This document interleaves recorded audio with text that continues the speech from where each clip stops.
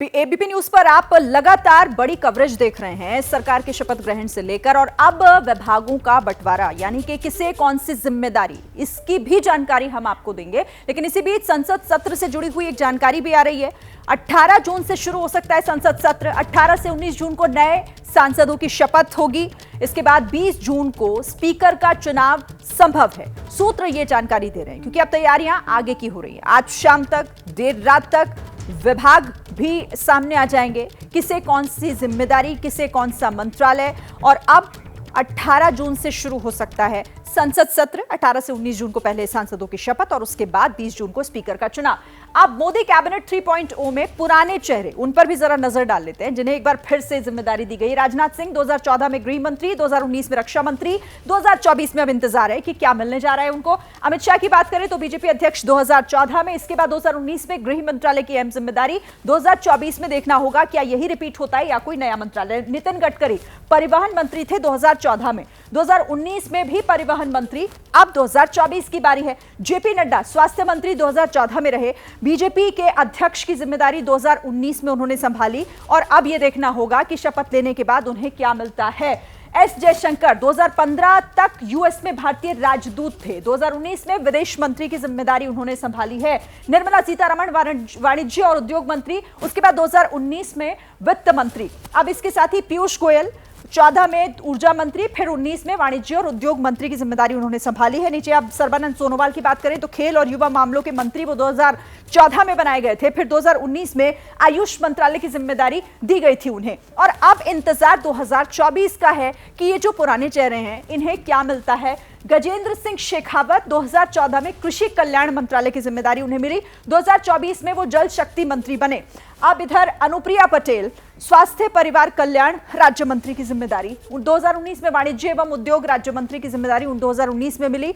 अब देखना होगा कि आज क्या होने वाला है क्योंकि अब इंतजार इसी बात का है कि किस मंत्री को कौन सी जिम्मेदारी दी जाती है। तो नीरज, आप लगातार इस खबर पर नजर बनाए हुए हैं, मुझे बताइए कि क्या, क्योंकि देखिए सहयोगी दल नजर उनकी भी होगी कि हैवीवेट मंत्रालय उन्हें मिले, उन्हें महत्वपूर्ण मंत्रालय मिले, ये सब कुछ कैसे तय किया जा रहा है क्योंकि आज शाम तक नाम फाइनल हो जाएंगे कि कौन सी जिम्मेदारी किस मंत्री को दी जा रही है। रोमाना, देखिए ऊपर के 4 मंत्रालय यानी रायसीना हिल्स के जो मंत्रालय हैं जिन्हें सीसीएस का भी कहा जाता है यानी कि रक्षा, गृह, विदेश और वित्त, मुझे नहीं लगता कि इन चारों मंत्रालयों में कोई बहुत बड़ा फेरबदल होगा या ये कहें कि फेरबदल भी होगा क्योंकि मुझे नहीं लगता कि गृह मंत्री से नीचे अमित शाह को रखा जाएगा। रक्षा मंत्री राजनाथ सिंह हैं तो उनके मंत्रालय में भी छेड़छाड़ की कोई गुंजाइश दिखती नहीं है। एस जयशंकर से अच्छा मुझे लगता नहीं कि कोई विदेश मंत्री इस समय कोई काम कर रहा है क्योंकि जो काम पीछे छूट गया उसको आगे बढ़ाना है।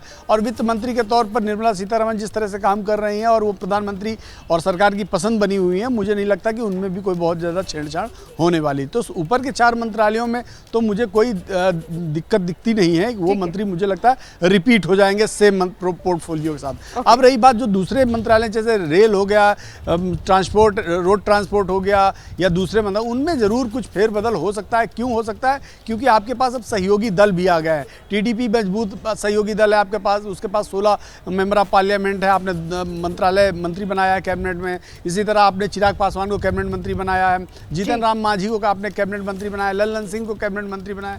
ये चारों इंपॉर्टेंट लोग हैं जो अलग अलग घटक दलों से आए हैं, इनको आपको बड़े मंत्रालय देने पड़ेंगे।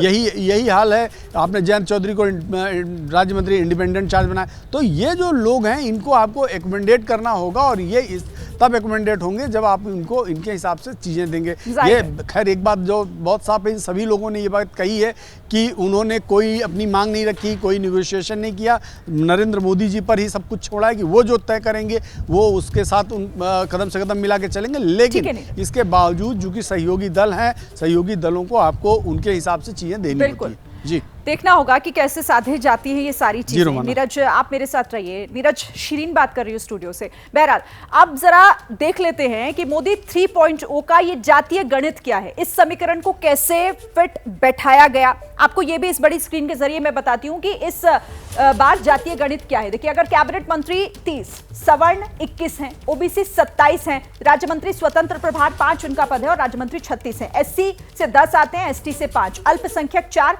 हालांकि मुस्लिम कोई नहीं है। और ये पूरा जातीय गणित कुछ और आपको, अब मंत्रिमंडल में उपजाति का समीकरण क्या है ये भी आप समझ लीजिए जल्दी से। ठाकुर 3 हैं, ब्राह्मण 6 हैं, दलित 3 हैं, आदिवासी 1 है, सिख 2 चेहरे हैं, खत्रिय 1 चेहरा, वोकलिंगा समाज से 1 चेहरा है, पाटीदार से 2 हैं, यादव 2 हैं और भूमिहार 2 हैं। तो मंत्रिमंडल में ये जातीय समीकरण जिसकी हम बात कर रहे थे ना कि यहां पर इन तमाम चीजों का ख्याल बखूबी रखा गया है। अभिषेक, जैसा आप भी थोड़ी देर पहले कह रहे थे कि कोई नाराज ना हो, कोई तबका छूट ना जाए, किसी समाज से ये सवाल ना उठे कि हम नहीं। हालांकि फिर भी मुस्लिम समाज को लेकर एक सवाल बना हुआ है। अभी गिरिराज सिंह कह रहे थे कि जब जीते नहीं है तो फिर बनेंगे कैसे?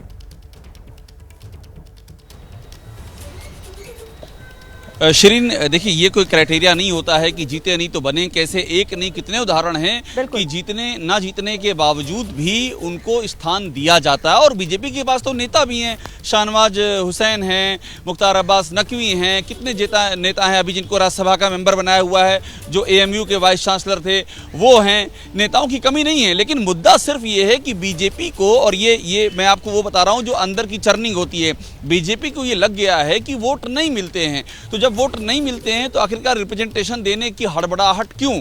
और आप देखिए अगर ये फार्मूला लगाया जाएगा तो यूपी में तो लोध में कोई नहीं जीता है, लेकिन BL वर्मा राज्यसभा के मेंबर पिछली बार भी थे, लेकिन उनको दिया गया है रिप्रेजेंटेशन। इसी नाते कमलेश पासवान, जिनके मंत्री बनने की दूर दूर तक कोई उम्मीद नहीं थी, लेकिन एक पासवान को एकोमोडेट करना था, जो उपजाति होती है SC में, उनको एकोमोडेट किया गया है। तो जहां जहां उसको वोट मिलते हैं, जहां जहां संभावनाएं हैं, वहां रिप्रेजेंटेशन दिया है। लेकिन जहां वोट नहीं मिलते हैं वहां बीजेपी ने कोई पेन नहीं लिया है। खाटी राजनीति जो है वो यही कहती है। जी जाहिर है। और देखिए नवनीत बिट्टू, वो तो हारे हैं, फिर भी उनको यहाँ पर जगह दी गई है, तो ऐसे में कई सवाल यहाँ पर खड़े होते हैं। ठीक है, आप मेरे साथ बने रहिए। जैसे ही घड़ी का काटा दोपहर 2:30 पे आए, बबीता जी का दिल सास बहू साजिश के लिए मचल जाए। और ये है इनकी बहू, पूरे दिन ऑफिस की टेंशन हो जाए गॉन जब ये करें अपना फेवरेट शो फ्री टाइम पे ऑन। इनकी तरह आप भी देखिए अपना फेवरेट शो अपने टाइम पर और डाउनलोड कीजिए ABP लाइव ऐप अपने स्मार्ट टीवी पर।